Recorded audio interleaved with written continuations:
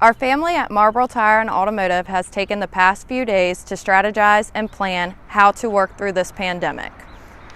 The automotive repair industry is essential, especially for our law enforcement, EMS, nurses, doctors, grocery store staff, and others who have to get to work. It is our goal to help the community that has supported us for the last 38 years.